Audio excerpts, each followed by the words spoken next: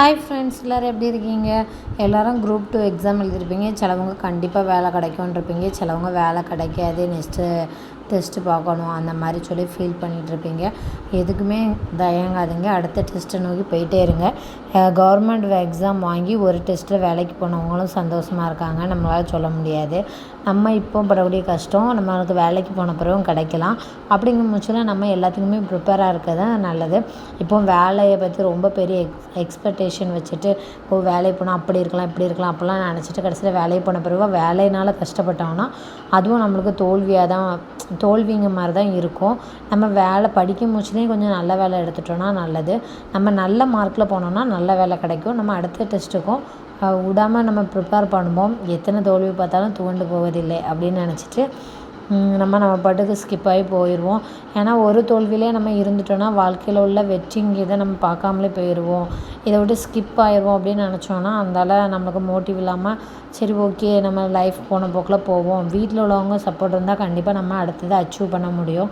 வீட்டில் உள்ளவங்க நம்மளை புரிஞ்சிக்கலை, சரி அவள் படிக்கேன்னு என்னத்தை தான் செய்ய அந்த மாதிரின்னு சொல்லி இது பண்ணாலும் நம்மளுக்கு அந்த மோட்டிவேஷன் இல்லாமல் போகும். வீட்டில் ஓரளவு சப்போர்ட் இருந்துச்சுன்னா கண்டிப்பாக நம்மளால் சக்ஸஸ் பண்ண முடியும். நம்ம குடும்பத்தையும் படிப்பையும் சேர்த்து பார்க்கக்கூடியதான் ஹவுஸ் ஒய்ஃபோட வேலையாக இருக்கும். அதாவது ஜென்ஸுக்கு நம்மளோட கஷ்டமாகவும் இருக்கும். அவங்க என்னென்னா கண்டிப்பாக அவங்க குடும்பத்தை பார்த்து தான் ஆகணும். கொஞ்சம் செட்டிலான ஃபேமிலினா சரி நீ படிப்பா, நான் ஃபேமிலியை பார்த்துக்குவேன்னு சொல்லுவாங்க. இல்லைன்னா சிலவங்க பையனை எய்முக்காண்டி உள்ளவங்களும் சரி ஓகே நீ உன் எய்மை பாரு சொல்லி விட்ருவாங்க. சிலவங்க குடும்ப கஷ்டம் ரொம்ப இருந்துச்சுன்னா அவங்களாலாம் அந்த மாதிரிலாம் உன் எய்மை பாரு நாங்கள் சாப்பிடாமல் இருக்க முடியாது அந்த மாதிரிலாம் சொல்ல முடியாதுங்க பட்சத்தில் அவங்களோட வேலையை பார்க்க சொல்லுவாங்க. நீ ஏதாவது ஒரு வேலைக்கு போப்பா அப்படின்னு சொல்லிட்டு. அப்படிங்கும் பட்சத்தில் நம்ம அந்த வேலையும் பார்த்து நம்ம படிப்பையும் பேலன்ஸ் பண்ணி கொண்டு போகணும். அதுதான். ஏன்னா ஏற்கனவே நம்ம கொஞ்சம் நாள் படிச்சிருப்போம். எப்படினாலும் 1 இயருக்கு குறவா படிச்சிருக்க மாட்டோம். ஓரளவு 1 இயராவது படிச்சிருப்போம். சிலவங்க இப்போ தான் ஸ்டார்ட் பண்ணியிருப்பாங்க. அவங்களும் வீட்டில் பெரிய லெவலில் சொல்ல மாட்டாங்க, சரி இப்போ தானே படிக்க அந்த வேலையில் எடுத்துருவோம் அந்த மாதிரி நினைப்பாங்க. 1 இயர் 2 இயர்ஸ் ஆனவங்கள கண்டிப்பாக வீட்டில் ப்ரெஷர் பண்ணுவாங்க.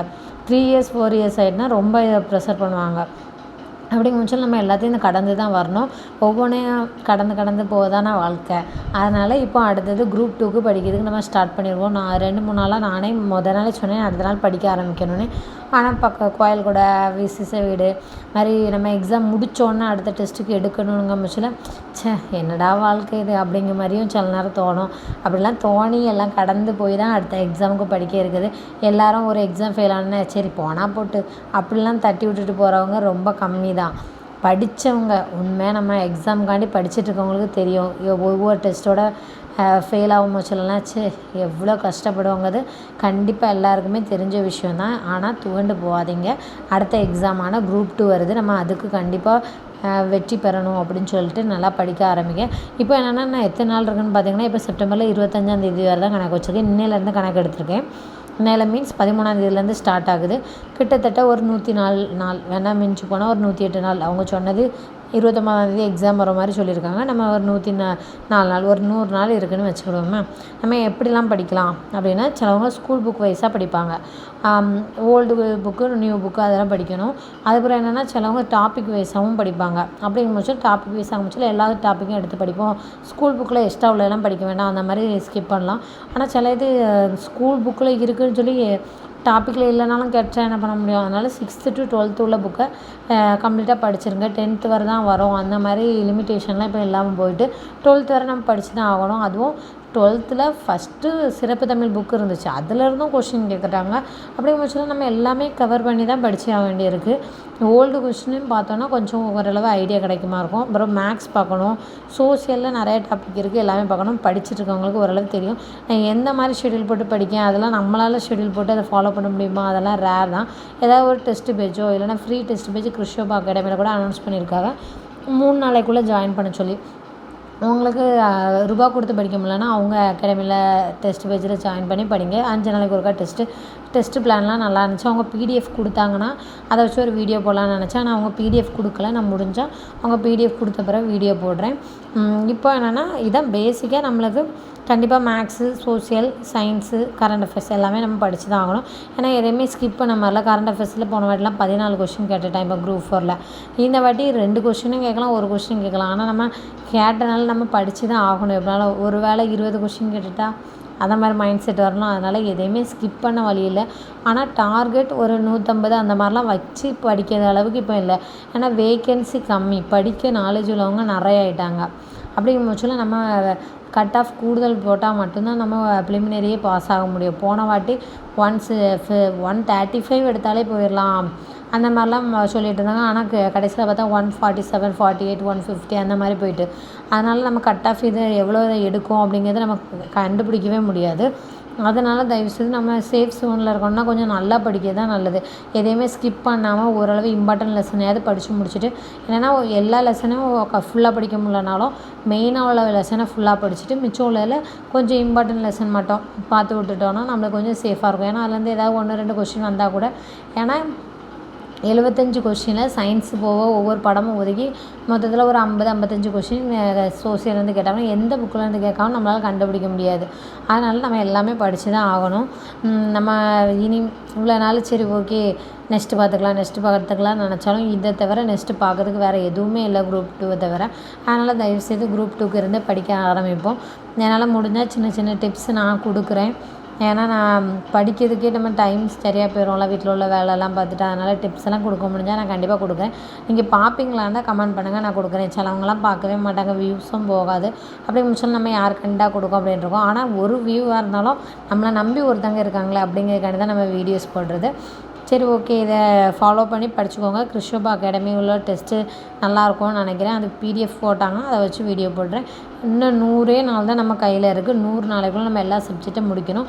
முடிஞ்ச அளவு புக்கு வரிசையில் படிச்சிங்கன்னா அது ஒரு 1 மந்த் எடுத்து அதுக்கு படிங்க. அதுக்கப்புறம் ஸ்கூல் புக் வைஸும் 6th to 12th வரை கண்டிப்பாக படிச்சிருங்க. எல்லா லைனுமே பார்த்துருங்க. ஏன்னா லைன் பை லைனாக கேட்குறான். சும்மா ஒரு பேசிக்கு இதாக இருக்கும், ஆனால் நம்மளுக்கு அது தெரியாமல் இருக்கும். நம்ம எது உணர்ச்சியாக எது இருக்கோ அப்படின்னு நான் எதை யோசிப்போம், கவிதையாக நாடகமாக அந்த மாதிரிலாம் யோசிப்போம். அதில் யோசிக்காமல் இருக்கணும்னா ஓரளவு புக்கில் உள்ளது எல்லாத்தையும் ரீட் பண்ணி விட்டோன்னா இதுதான் அந்த மாதிரி தெரியும். அதனால் அந்த மாதிரி நம்ம படிப்போம். நான் முடிஞ்சால் வீடியோஸ் போடுறேன், ஃபாலோ பண்ணுவீங்கன்னா சொல்லுங்கள், கமெண்ட் பண்ணுங்கள். நான் டெய்லி கூட ஒரு மோட்டிவேஷன் வீடியோவோ ஏதாவது ஒன்று நம்ம படிக்கிறது அந்த மாதிரி கூட நான் போடுறேன். டெய்லி என்னென்ன சப்ஜெக்ட் படிக்கணும் முதல்ல வீடியோ போட்டுட்டு தான் இருந்தேன். ஆனால் ரெஸ்பான்ஸ் இல்லாதனால வீடியோ போட்டு விட்டுட்டேன். யாராவது அப்படியே என் கூட சேர்ந்து படிக்கிறதுக்கு ஓகே. நான் எந்த முடிவில் இருப்பேன்னு தெரியாது. திடீர்னு வீட்டிலேருந்து டெஸ்ட்டு முடிஞ்சதுன்னா டாஃப் அகாடமிக்கு டேரெக்டாக கூட போய் டெஸ்ட் எழுத போயிடுவேன். அந்த மாதிரி தான் என்னோடய மைண்ட் செட்டு. கொஞ்ச நாள் வீட்டிலேருந்து படித்து பார்க்கணும். டெஸ்ட் ஒழுங்காக போடலைன்னா அகாடமிக்கே போகணும். ஏன்னா நம்மளால் வீட்டிலேருந்து ரிஸ்க் எடுத்து பார்க்க அளவுக்குலாம் டைம் இல்லை. அதனால் என்னோடய மைண்ட் செட் ஒன்று வீட்டிலேருந்து கண்டினியூஸாக படிக்க முடியும், டெஸ்ட்டு போட முடியும்னா போடணும். கண்டிப்பாக கண்டிப்பாக வீக்லி ஒன்ஸ் அது ஒரு டெஸ்ட்டு போட்டு பார்த்தா தான் நல்லது. எக்ஸாமில் அப்படி டெஸ்ட்டு போட்டு பார்த்த பிறகு எக்ஸாமில் போய் நிறையா மிஸ்டேக் பண்ணிடுவோம். அதனால் டெஸ்ட்டு போடாமல் ஃப்ரெஷ்ஷாக போனோன்னா அங்கே போய் ஷேட் பண்ணல எல்லாம் தப்பு வந்துடும். அதனால் கண்டிப்பாக நான் டெஸ்ட்டு போட தான் செய்வேன். இப்போ என்னென்னா ஃபுல் ரிவிஷனாக போடலாம். இப்போ நம்ம வீட்டிலேருந்து படிச்சுட்டு ஃபுல் ரிவிஷனாக போடலாம். இப்போ கம்மியாக போட்டோன்னா நம்மளுக்கு அது படித்து முடிக்கிறதுக்குள்ளே பாதியில் ரிவிஷனே பண்ண முடியல. லாஸ்ட் எண்டு எக்ஸாமு வர போயிடுது. ரிவிஷன் பண்ண முடியல. அப்படிங்கிறனால தான் சரி ஓகே இப்போ நம்ம வீட்டிலேருந்து படிச்சுட்டு லாஸ்ட்டில் வீக்கெண்ட் ஐக்கேன் அந்த மாதிரி ஏதாவது போடுவாங்களா, அந்த மாதிரி ஏதாவது ஒன்று போட்டுக்கலாம் அப்படின்னு யோசிச்சுருக்கேன். ஏன்னா டேரெக்டாக டெஸ்ட் எழுதுறது கண்டிப்பாக இம்பார்ட்டன்ட். 3 மணி நேரம் எக்ஸாம் ஹாலில் நம்ம எப்படி இருப்போமோ அதே மாதிரி இப்போவே ப்ராக்டிஸ் பண்ணோன்னா எக்ஸாம் ஹாலில் உள்ள டென்ஷனை கொஞ்சமாவது குறைக்கலாம். சிலவங்க எக்ஸாமே எழுதி பார்க்காம டேரெக்டாக அங்கே போனாலும் அந்த பதட்டம் வந்துடும். படிக்காமல் போனால் அது பதட்டம் வராது, படிச்சுட்டு போகும்போது பதட்டம் வந்துடும். சரி ஃப்ரெண்ட்ஸ், வீடியோவை ரொம்ப லென்த்தாக போக வைக்கல. நான் அடுத்தது அப்டேட் வேணுன்னா சொல்லுங்கள். என்னால் முடிஞ்சது இப்போது எங்கள் ஊரில் கோயில் கூட போய்ட்டுருக்கனால ஓரளவு மீடியமாக தான் படிக்கவே இல்லை.